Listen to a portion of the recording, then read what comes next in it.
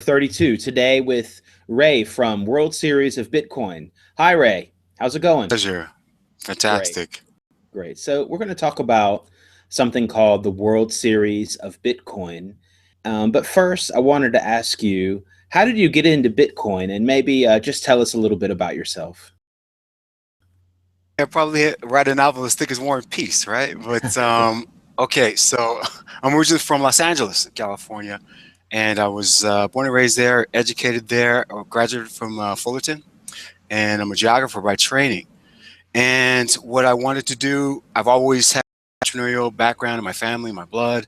But after a brief career in government work, believe it or not, environmental stuff, I decided that I wanted to open my own consultancy, et cetera. But I had to learn how to market and sales and stuff. So I ended up packing up my family, moving from Vegas, where I ended up starting at the bottom and working my way up to the top of running my own department for the largest sports gaming firm in North America. I did that for about 5 or 6 years, and I started to get burned out with the sales. It's high pressure, high stake. I was gonna just take a break. It was time for my wife and I to start a family and everything. She's from Colombia, so we went back to Colombia, and we were going to spend about a year there, start our family. 1 year turned into six. Yeah, So, right. right, while I was down there, a lot of things happened, particularly with, of course, the economic downturn that took place around 2008, 2009. And really caught my eye was how PayPal ended up blocking WikiLeaks, and I learned about Bitcoin from Max Kaiser and that type of thing. Whoa, what is this technology? And that's kind of like in a nutshell. About 2013, I came back to the States, getting ready to get back into the game, get back into sports gaming, etc. And I came across Bitcoin, and when I first found out about it, it was about maybe $10, $11 a coin. And it was kind of difficult to quite understand it. But by the time I got back to the States, it was around and then that summer, it had escalated to over $1,000 a coin, I think it was. And so I've been Right. interested in a way to get into it ever since. Is this World Series of Bitcoin? What is the idea behind it and what is it? Actually, glad you asked. So, World Series of Bitcoin, it's essentially the amazing race of Bitcoin. It's a cryptocurrency, I guess, obstacle course. And what we're trying to do is to leverage pop culture to gain that hockey stick mass adoption that we're, so anxious to see.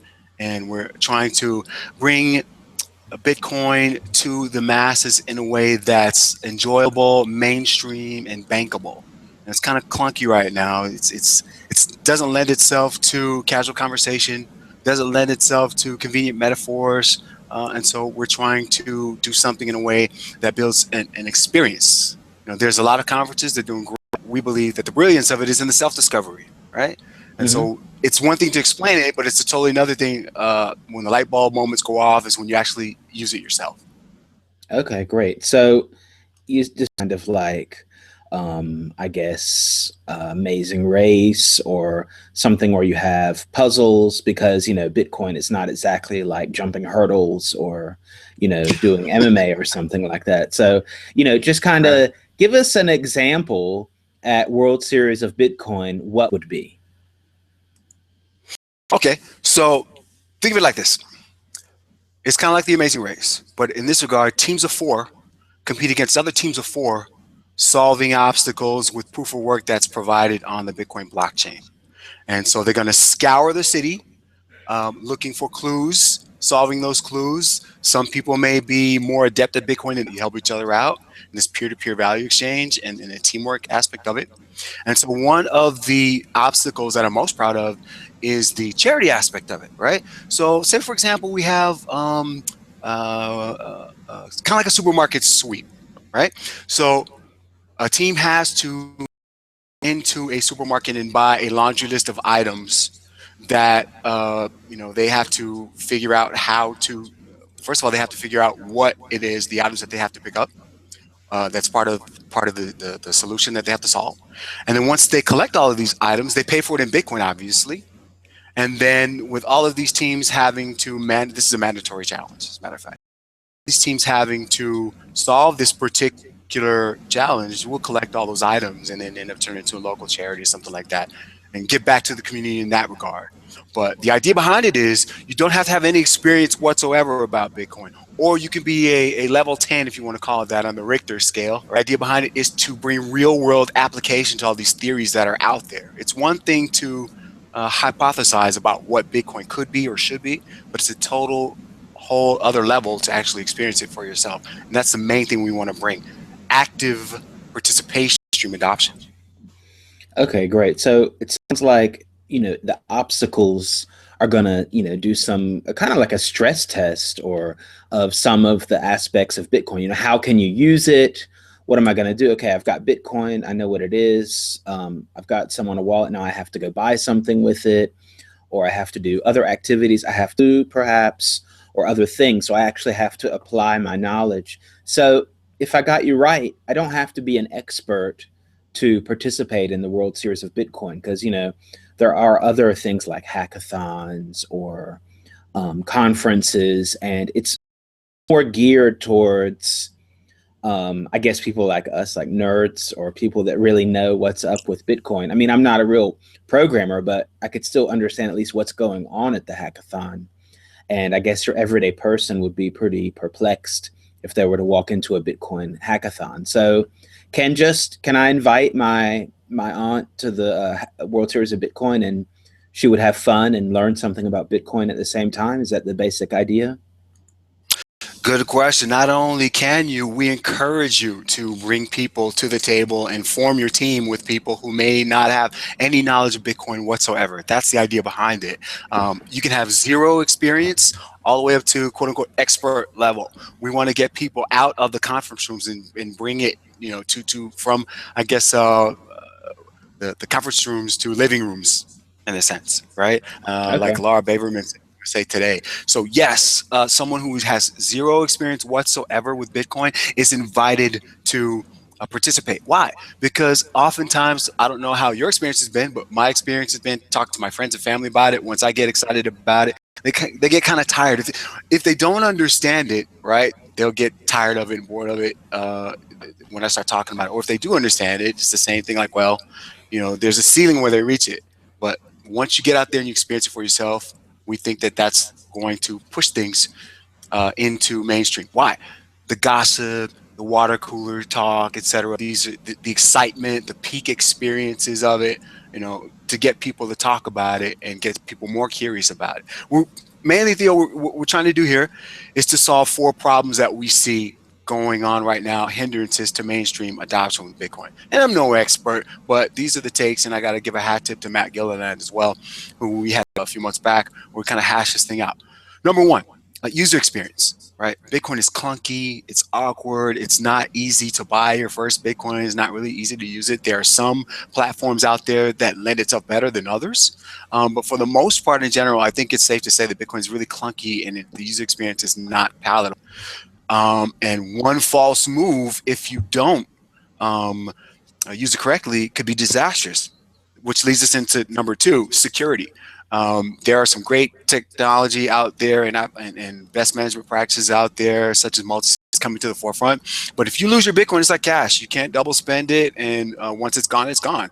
And so, due to the user experience, the security is very. If you don't know what you're doing, you can lose a lot of coins. Which has been, or theft or whatever. Bad actors, malfeasance, etc. And so we're trying to attack those two. Number three, we're trying to take a look at price volatility. We think that price volatility will become more stable the more we diffuse the technology, more people use it, the bigger the network we grow it, et cetera. And that's where I think we come in. We're bringing an experience where people have a good time, a fun time, and they see for themselves what they can do with it. Then they'll go back and tell two people and tell two people, like the shampoo commercial when we were kids, right? So on and so on and so on, and let it grow that way. And lastly, what we're trying to do is to find that compelling technology is already out there. Living overseas, I can tell you, one of the biggest obstacles or one of the biggest friction points, I guess, is moving money.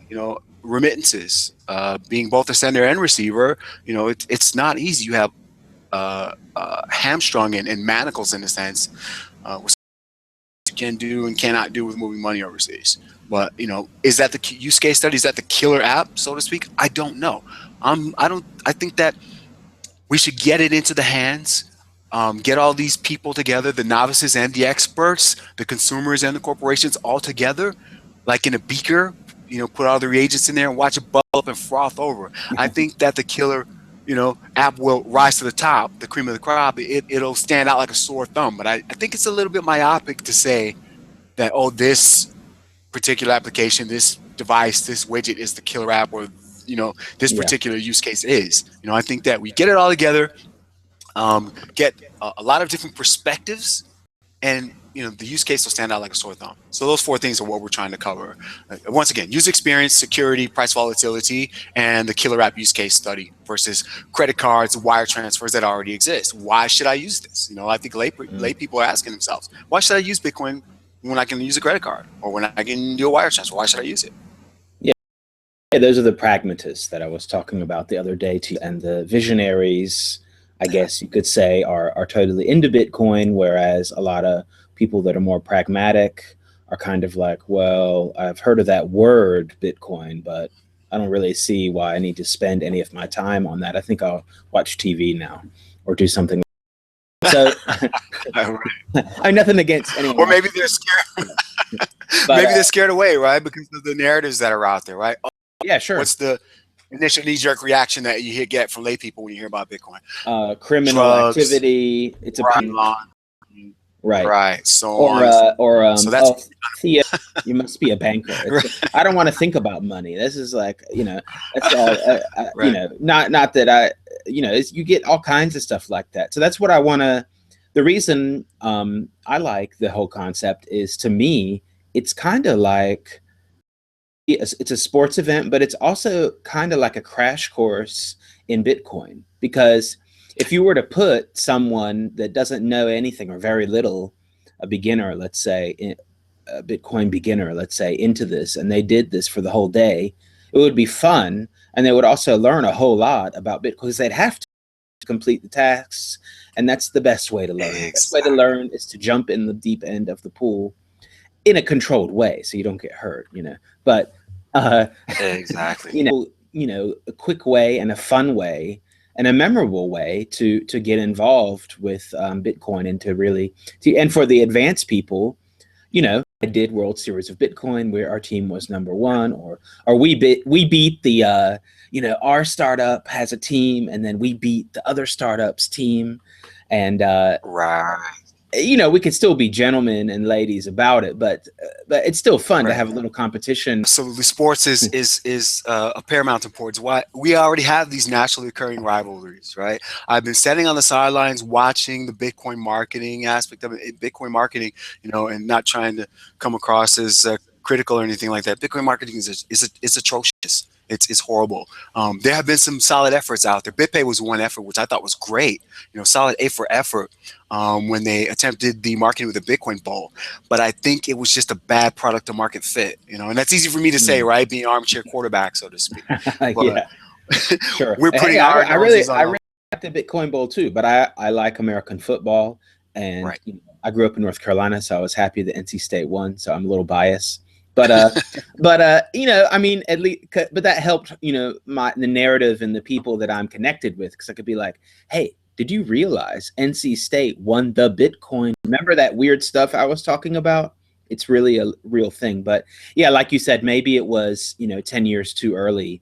I think it was a little bit ahead of its time. Yeah, right. It was a big jump. It was a good experiment, but it was. They did showed how very embryonic Bitcoin is. The market is very small. The potential is huge, right? But the market, we think, I think it's kind of like in a fishbowl, right? We think it's huge, whatever, because we are talking about it in this space, and there are a lot of things that are going on, but it's not at all. It has a lot of potential, but I think it was a little bit ahead of its time.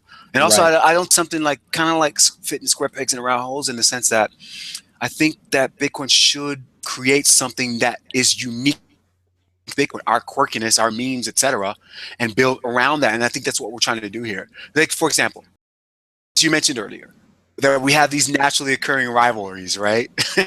days, and it's not. It hasn't been subtle. It's like Counterparty was flicking like the internet equivalent of a lit cigarette, right? At Ethereum, saying that, hey, look, we duplicated your entire platform within our platform or whatever, nanny nanny nanny. And so Ethereum throws down the gauntlet, and they get pissed or whatever, and so on and so forth. I say, great, let's duke it out. Right? Let's let the market decide. Let's bring Team Counterparty and Team Ethereum to World Series of Bitcoin. Put your platforms out there and let the market decide. Right? And it's let's no big secret that Change Tip hasn't been I guess friendlies with Pro Tip, right? We can get. Well, I think it was Chris Ellis. You guys invented that whole platform because of what was going on with the part of parcel, what was going on with Change Tip, right? And it's a great platform, and I'm so proud of the things that you guys are doing. That, but hey, look, that's how you do it. You don't like what someone else is doing, you shovel the gravel yourself, and you get it done. And what a perfect rivalry you have: Team Pro Tip versus Team Change Tip, right? World Series of Bitcoin. right. So these teams, what they would be, Platform. right, the teams would be, doing these puzzles. They would be out there in the open doing the puzzles, and then, and then the company or the startup could say, hey, we won the World Series of Bitcoin, or we did better than the other team. And I think that's a fun thing to do. And about and the thing is, there, in my opinion, there is an imbalance of theory and practice. And, this is one way of trying to push it into the practice realm. And even though maybe these puzzles won't be, an everyday utility, it gets people minds going, gets the blood flowing, in the mind, gives you an idea. You get new ideas, because when these things go live, sometimes there's kind of like a ghost in the shell. You're like, wow, I didn't realize I could use it like this. Or sometimes when you press start on the program, weird stuff happens that you don't expect. Exactly. So, yeah. Think this too, right? You have these, say, for example, one accelerator versus another accelerator, Boost versus Y Combinator. I guess you have these demo days.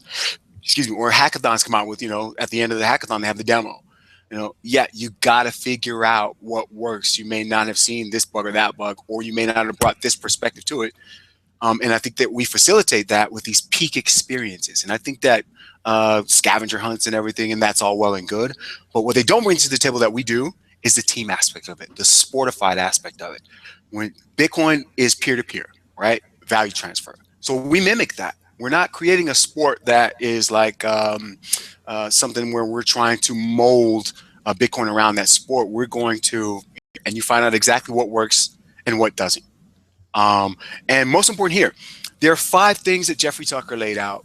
We call them Satoshi crafts, but he laid out these 5 things that every person to have a good, solid, rudimentary understanding of Bitcoin, distributed networks, no particular order, open source software development, cryptography, of course, monetary theory, and did I say distributed networks already? Yeah, we got that one. Yeah. Monetary theory, and what is the other? Monetary theory, distributed networks, open source software development, cryptography, and God, there's the other one. See, shame on me. But you want pillars, right?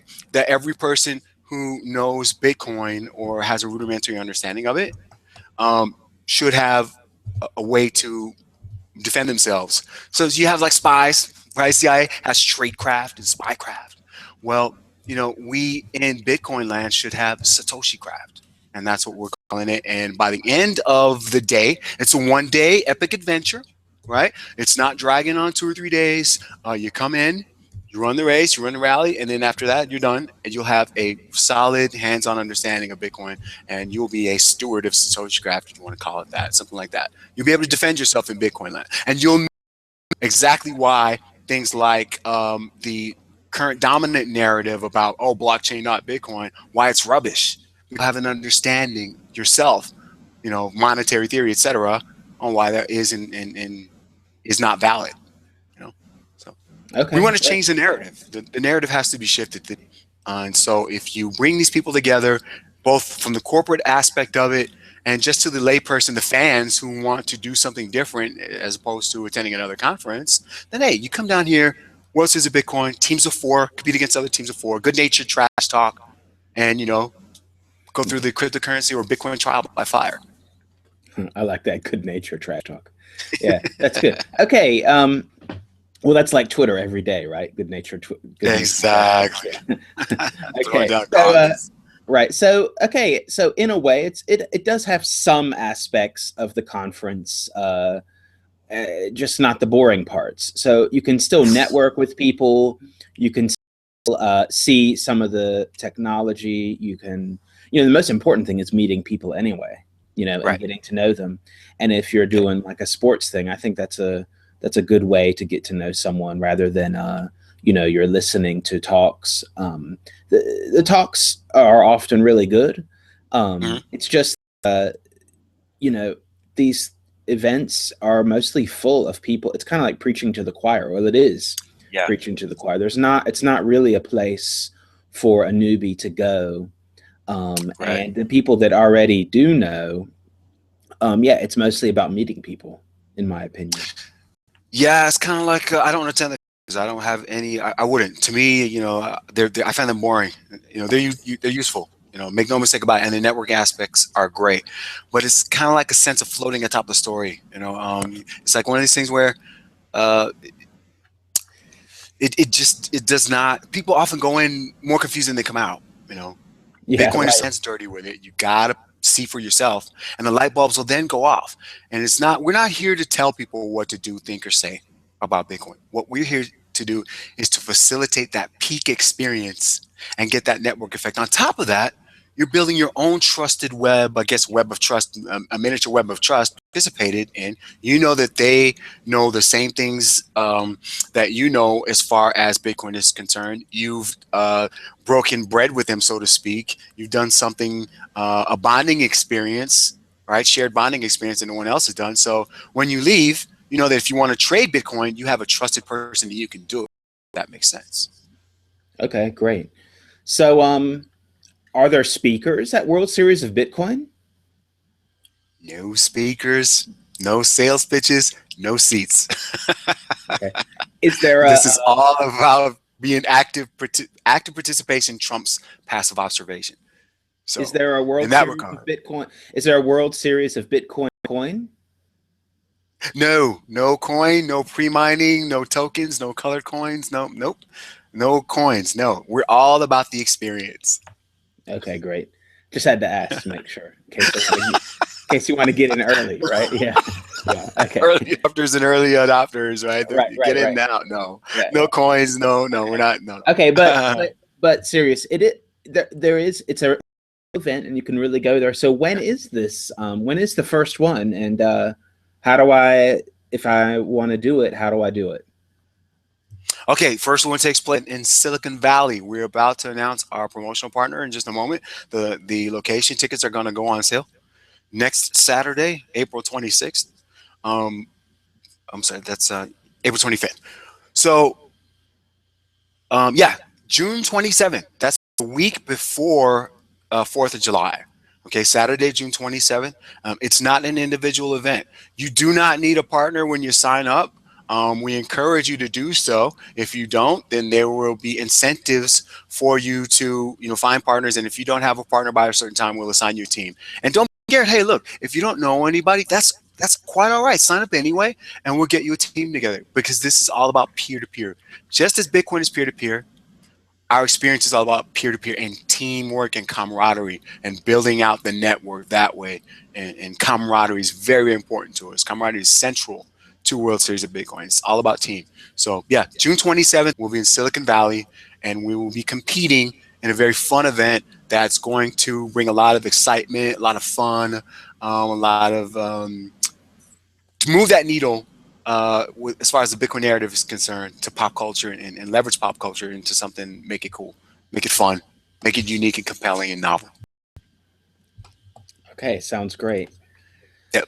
All right. Well, so in the description below, I've put your Twitter and the website for World Series of Bitcoin, so people can check that out. And Thank you very much. yeah, if anyone has any questions, they can also get in touch with you on Twitter, or they can you can put your comments and questions in the YouTube video below. And yeah, I think we're going to wrap it up. Any final words? Thank you very much. The brilliance of Bitcoin is in the self-discovery. It's not a spectator sport. Coming out on June 27th. Corporations or consumers, contact us. We're going to have a great event, limited tickets, about $99 a pop, and we'll get it. Theo, thank you for your time. Okay, great. So thanks for. You can also check out the video that was just before this one about DAOs, decentralized autonomous organizations. And don't forget to like and subscribe to this video, and see you next time. Thanks a lot for watching.